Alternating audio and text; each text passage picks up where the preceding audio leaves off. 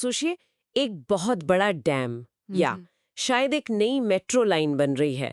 सैकड़ों लोग, भारी मशीनें, इतना सारा सामान, ये सब बिना किसी गड़बड़ के कैसे मैनेज होता है? कैसे तय होता है कि भाई कौन क्या करेगा, कब तक करेगा? और अगर मान लीजिए कुछ प्लान के हिसाब से नहीं हुआ तो क्या होगा? आज हम ऐसे ही बड़े कंस्ट्रक्शन प्रोजेक्ट्स के लिए बने रूल्स के एक बहुत मशहूर सेट को समझेंगे। इसे फेडिक कहते हैं। फेडिक। खास तौर पर हम फेडिक के 2017 वाले ईपीसी टर्नकी कॉन्ट्रैक्ट्स पर बात करेंगे। ईपीसी मतलब इंजीनियरिंग, प्रोक्योरमेंट, कंस्ट्रक्शन, यानी डिजाइन से लेकर बनाने तक सब कुछ। और टर्नकी मतलब ठेकेदार सारा काम पूरा करके मालिक को बस चाबी सौंप देता है।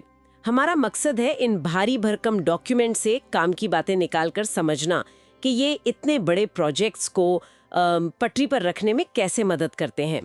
तो ये फेडिक मतलब international federation of consulting engineers, ये है क्या चीज? ये एक इंटरनेशनल ऑर्गेनाइजेशन है। जी हाँ, ये इंजीनियरिंग और कंस्ट्रक्शन प्रोजेक्ट्स के लिए स्टैंडर्ड कॉन्ट्रैक्ट्स मतलब कह लीजिए पहले से तैयार नियम कानून बनाते हैं। अच्छा। और जैसा आपने कहा, ईपीसी टर्नकी कॉन्ट्रैक्ट का मतलब है कॉन्ट्रैक्टर डिजाइन भी करेगा, सामान भी लाएगा, बनाएगा भी, और आखिर में तैयार प्रोजेक्ट एम्प्लॉयर यानी मालिक को देगा। बिल्कुल वैसे जैसे किसी बिल्डर को घर बनाने का पूरा ठेका देना है ना? बिल्कुल सही कहा, एकदम वही बात। और ये फेडिक कॉन्ट्रैक्ट आप समझ लीजिए एक तरह की रूल बुक है, गाइड बुक। इसके मोटे तौर पर 2 हिस्से होते हैं। 2 हिस्से? हाँ, पहला जनरल कंडीशंस, ये वो आम नियम हैं जो ज्यादातर प्रोजेक्ट्स पर लागू होते हैं, मतलब कॉमन रूल्स। ठीक है। दूसरा पर्टिकुलर कंडीशंस, ये वो खास नियम हैं जो किसी एक प्रोजेक्ट की जरूरतों के हिसाब से बदले या जोड़े जाते हैं। इसमें कॉन्ट्रैक्ट डेटा और स्पेशल प्रोविजंस जैसी चीजें आती हैं। अच्छा, मतलब प्रोजेक्ट स्पेसिफिक। हाँ, आप इसे ऐसे समझ सकते हैं जैसे स्कूल के जनरल रूल्स होते हैं सबके लिए, और फिर आपकी क्लास के कुछ स्पेशल रूल्स होते हैं। हाँ हाँ, समझ गई। और इस पूरे खेल में मेन प्लेयर्स कौन है, मुख्य पार्टियां? देखिए, मुख्य रूप से 2 पार्टियां होती हैं। एक तो एम्प्लॉयर यानी वो मालिक या कंपनी जो प्रोजेक्ट बनवाना चाहती है, वो जमीन देती है, पैसे लगाती है। एम्प्लॉयर। ठीक है। दूसरा है कॉन्ट्रैक्टर यानी ठेकेदार, जो प्रोजेक्ट को डिजाइन और बिल्ड करने का काम करता है। कॉन्ट्रैक्टर। ओके, कभी-कभी एम्प्लॉयर अपना एक रिप्रेजेंटेटिव भी अपॉइंट करता है, जो उनकी तरफ से प्रोजेक्ट को सुपरवाइज करता है, देखता है। अच्छा, एक तरह का सुपरवाइजर। हाँ, कह सकते हैं। और कॉन्ट्रैक्टर की जिम्मेदारियां काफी अहम होती हैं, बहुत इंपॉर्टेंट। जैसे प्रोजेक्ट का डिजाइन तैयार करना, अगर कॉन्ट्रैक्ट में लिखा है तो, सही लोग और लेबर लगाना, काम की क्वालिटी अच्छी रखना, और सबसे जरूरी हेल्थ और सेफ्टी स्टैंडर्ड्स का पूरा ध्यान रखना। सेफ्टी तो बहुत जरूरी है। एक और जरूरी चीज है परफॉर्मेंस सिक्योरिटी देना। परफॉर्मेंस सिक्योरिटी, ये क्या होता है? ये एक तरीके की गारंटी या डिपॉजिट होता है कि कॉन्ट्रैक्टर काम ठीक से और पूरा करेगा। अच्छा, गारंटी जैसा? हाँ, अगर नहीं किया तो एम्प्लॉयर को इससे कुछ नुकसान की भरपाई हो सकती है। और एम्प्लॉयर की भी अपनी ड्यूटीज होती होंगी, है ना? हाँ बिल्कुल, जैसे कॉन्ट्रैक्टर को काम करने के लिए साइट यानी जगह बिना रुकावट के देना, राइट ऑफ एक्सेस कहते हैं इसे। जगह देना, हाँ। और सबसे जरूरी, काम के हिसाब से समय पर पेमेंट करना। क्लॉज 14 में इसकी बात होती है। पेमेंट तो जरूरी है, बहुत ज्यादा। और प्रोजेक्ट से जुड़ी जरूरी जानकारी कॉन्ट्रैक्टर को देना भी एम्प्लॉयर का काम है।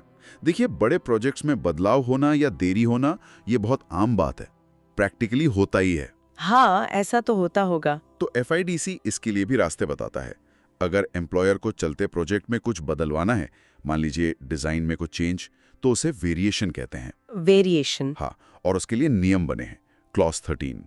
फिर अगर कॉन्ट्रैक्टर की गलती नहीं है, मान लीजिए मौसम बहुत खराब है या कोई और जायज वजह है जिससे देर हो रही है, तो उसे काम पूरा करने के लिए ज्यादा टाइम मिल सकता है। अच्छा, टाइम बढ़ सकता है। जी, इसे एक्सटेंशन ऑफ टाइम कहते हैं, क्लॉज 8.5। Extension of time. लेकिन अगर कॉन्ट्रैक्टर अपनी वजह से बेवजह देर करता है तो उसे हर्जाना देना पड़ सकता है। हर्जाना? हाँ, जिसे डिले डैमेजेस कहते हैं, क्लॉज 8.8।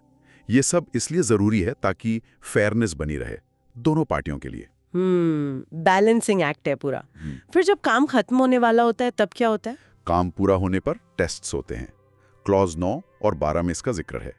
ये देखने के लिए कि सब कुछ स्पेसिफिकेशंस के हिसाब से, मतलब जैसा तय हुआ था वैसा बना है या नहीं। क्वालिटी चेक जैसा? हाँ बिल्कुल।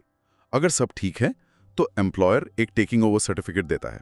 टेकिंग ओवर सर्टिफिकेट मतलब काम एक्सेप्ट कर लिया? जी, मतलब वो प्रोजेक्ट को अपने हाथ में ले लेता है। लेकिन कहानियां खत्म नहीं होती। अच्छा, और क्या? इसके बाद एक डिफेक्ट्स नोटिफिकेशन पीरियड यानी डीएनपी शुरू होता है, मान लीजिए 1 साल का। Defects notification period, DNP. हाँ, इस दौरान अगर कोई कमी या नुक्स निकलता है, कोई डिफेक्ट सामने आता है, तो कॉन्ट्रैक्टर को उसे ठीक करना होता है अपनी कॉस्ट पर। ये क्लॉज 11 में है। ये तो अच्छी बात है, बाद में दिक्कत ना हो।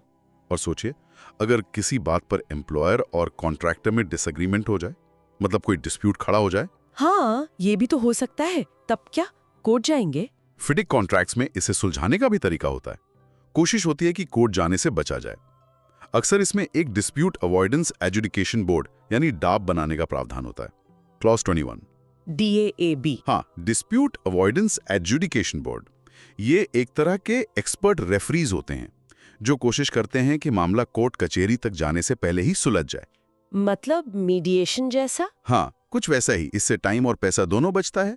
इसके अलावा कॉन्ट्रैक्ट में कॉन्फिडेंशियलिटी, मतलब कौन सी बातें गुप्त रखनी है। हाँ, क्लॉज 1.11 और इंटेलेक्चुअल प्रॉपर्टी यानी डिजाइन्स वगैरह किसके अधिकार में रहेंगे, इसके बारे में भी रूल्स होते हैं। जी हाँ, क्लॉजेस 1.9, 1.10 में ये सब होता है। कौन किसका डिजाइन इस्तेमाल कर सकता है, कैसे कर सकता है, ये सब तय होता है। देखिए, फिडिक का मकसद यही है कि ऐसे बैलेंस्ड और फेयर रूल्स बने जिससे एम्प्लॉयर और कॉन्ट्रैक्टर दोनों के इंटरेस्ट सुरक्षित रहें। फेयरनेस, हाँ। उनके कुछ गोल्डन प्रिंसिपल्स भी हैं। Golden principles? हाँ, जिनका सार ये है कि कॉन्ट्रैक्ट में बदलाव करते समय उसका जो मूल बैलेंस है, जो फेयरनेस है, वो बिगड़ना नहीं चाहिए। ये बहुत जरूरी मानते हैं वो। ये अच्छी सोच है। बिल्कुल। लेकिन ये याद रखना जरूरी है कि ये सब जानकारी गाइडेंस के लिए है। जी। कोई भी लीगल डॉक्यूमेंट साइन करने से पहले एक्सपर्ट लीगल एडवाइस लेना हमेशा समझदारी है। बिल्कुल, ये बहुत जरूरी है। प्रोफेशनल एडवाइस लेनी ही चाहिए। तो आज हमने समझा कि फिडिक ईपीसी टर्न की कॉन्ट्रैक्ट्स कैसे बड़े और कॉम्प्लिकेटेड कंस्ट्रक्शन प्रोजेक्ट्स के लिए एक डिटेल्ड रोड मैप की तरह काम करते हैं। ये तय करते हैं कि किसकी क्या भूमिका है, क्या जिम्मेदारियां हैं, बदलाव कैसे होंगे, पेमेंट कैसे होगा और झगड़े कैसे सुलझेंगे। सब कुछ स्मूथ चले, यही कोशिश है। हाँ, कोशिश तो यही है कि क्लैरिटी रहे और प्रोसेस डिफाइंड हो। ये नियम क्लैरिटी लाने की कोशिश तो करते हैं, पर एक सवाल मेरे मन में आता है। क्या कभी-कभी इतने ज्यादा नियम और प्रोसेस, इतने सारे क्लॉजेस काम को आसान करने के बजाय और मुश्किल या धीमा बना देते हैं? क्या बड़े प्रोजेक्ट्स में आपसी भरोसे और समझ की जगह पूरी तरह से लिखे हुए रूल्स ने ले ली हैं? ये सोचने वाली बात है। हाँ, ये वाकई सोचने वाली बात है। रूल्स जरूरी है, पर भरोसा भी तो चाहिए। इस गहरी चर्चा में हमारे साथ रहने के लिए धन्यवाद।